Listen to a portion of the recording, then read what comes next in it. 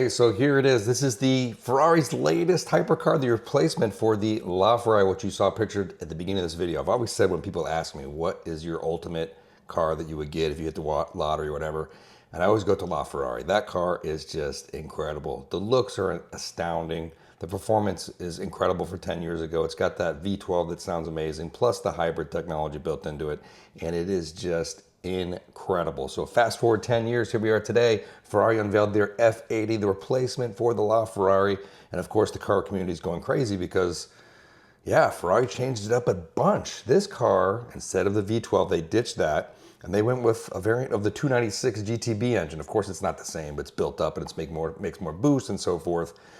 But gone is the heritage of the V12s along the way over before even the LaFerrari, the Enzo, and the cars before that. And basically Ferrari's saying they want to bring you the F1 technology from their race car that is winning Le Mans with the V6 hybrid turbo system into the car for today. So that is the big kind of point of contention for a lot of people. And I think it's definitely a huge departure from what people I think expected. I think people wanted the V12. They saw the W1, the replacement for the P1, and that stayed in line with what McLaren's done with the twin turbo V8 and so forth. They didn't go down to a 4-cylinder or a 6-cylinder. They kept that kind of lineage and heritage for the McLaren, but Ferrari went completely the opposite direction. And the new car makes 1,200 horsepower. It's hybrid, it's all-wheel drive, which is actually pretty cool. So this thing's gonna launch like crazy. And it comes in at just about 1,200 horsepower. So the engine pictured here is a 3-liter V6, and it's augmented by 5 electric motors.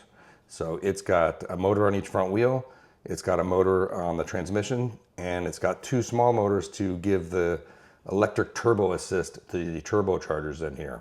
As for the looks, it's actually pretty polarizing too. I actually like the design. The only thing I really am not a huge fan of is this kind of bar in the front, which kind of takes off from the 12-cylinder car. But if you look at the rest of the angles, the car does look very good. Here's a cool thing, and I'm going to go through the configurator later on, but the inside's pretty cool.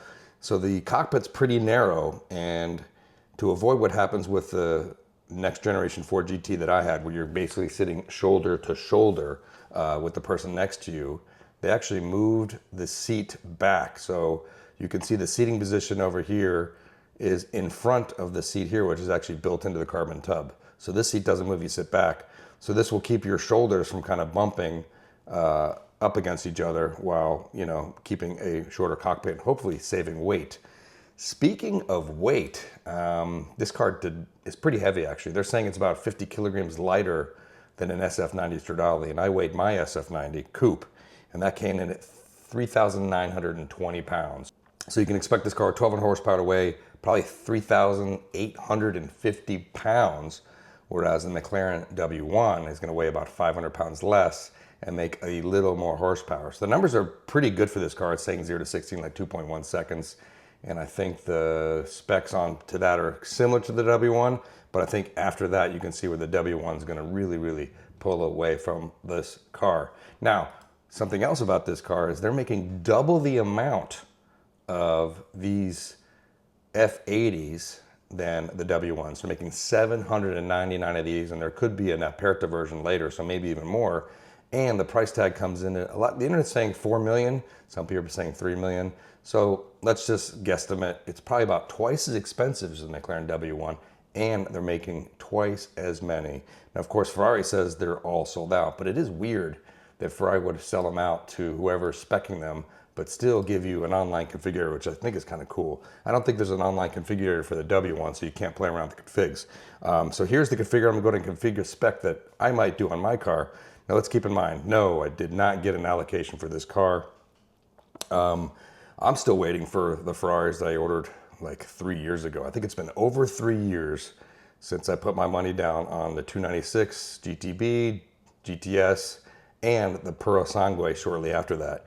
And Ferrari hasn't been able to deliver any cars for me. I've got friends who are getting their 296s now who actually ordered way, way after me. So I don't know what the deal is. I mean, maybe it's just a foregone thing, and maybe I won't even take delivery of a 296 when it comes, because honestly, it's kind of old news by now.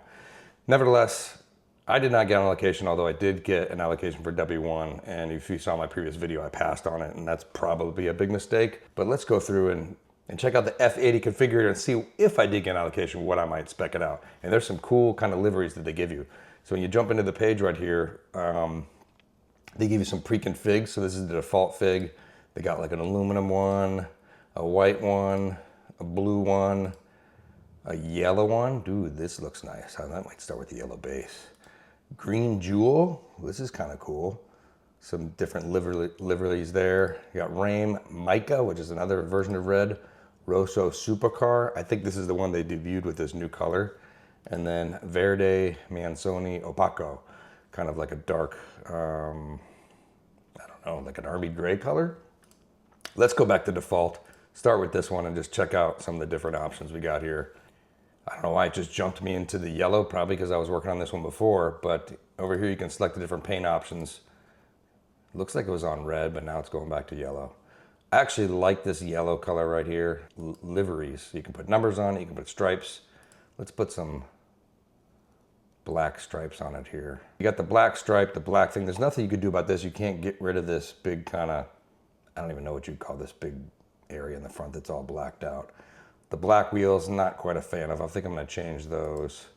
Let's go back to, let's see, rims. And we can choose carbon with silver. I think that looks the best. You got full carbon, carbon with silver. Yeah, I like that look. So we'll go with those wheels. And then we can change the caliper color here. I think we should probably brighten up the calipers. And I don't think yellow, I think it's too much. Let's add some red calipers, brighten it up a little bit. We don't want to go like a McDonald's spec either, right? So let's jump back into the 3D model here and see what that looks like. Okay, here we go. This is a little better view here. So now you can kind of angle it around. I like the black racing stripe, the wheels with the, they don't have diamond cut wheels, but they do have the kind of silver finish on the outside, which I think looks nice. Kind of look at the top. These look almost like NACA ducts coming back here. The rear wing moves up and down a lot. It's got this active wing. Go back to the back here. Yeah, there you go. So you can see the wing rises very, very far out of the back, and then it's got some active aero for air braking and adjustments right there. Pretty cool. So back to design, we'll go back to the back. You can see the black stripe comes through, and we got the wheels there. We can take a look at some of the interior bits here too. I think this looks pretty wild. I mean, this car on the road is going to be pretty imposing. It's pretty cool.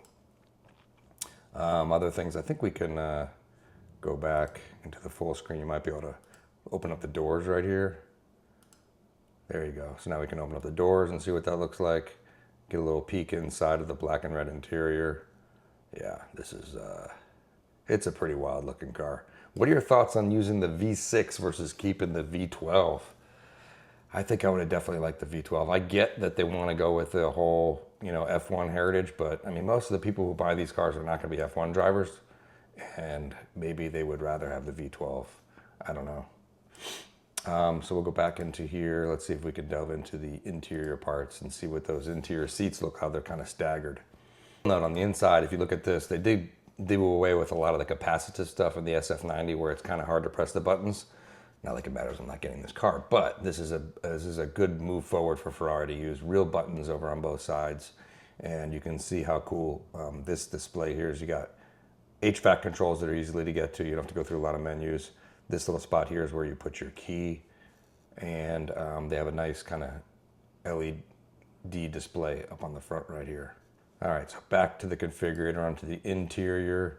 You got your main interior color, kind of going with, I think this is kind of cool. You can do the seat in red and this, which isn't really a seat. You can see it's just kind of carpet built into the tub right here. That's kind of cool. Look at that. Wow. And of course, you got racing harnesses. It doesn't even look like a seat. And this is actually kind of, you're sitting kind of in back of the driver there, so you guys aren't bumping elbows. You can see kind of how skinny this is right here. Let's see if we picked yellow, what that would look like. Yeah, maybe red, and there's a little too much McDonald's kind of thing right there. So I think I'm gonna stick with the yellow. That pops the engine so we can kind of see back here. Go back, oh, there you go. So there you go. I actually like the configurator. It's actually pretty cool. So we can close that back up. Oh, turns on the front headlights. So you can kind of see, that's an interesting look. I like the headlights a lot, these little kind of short horizontal beams. And then maybe in the back we can see what the taillights look like. Yeah, it is definitely a wicked looking car. I think I just wish it had the V12 in there. Doesn't matter, I'm not buying it anyways. So there you go. If you want to configure your own Ferrari F80, you can go over to Ferrari.com and generate whatever look you're looking for.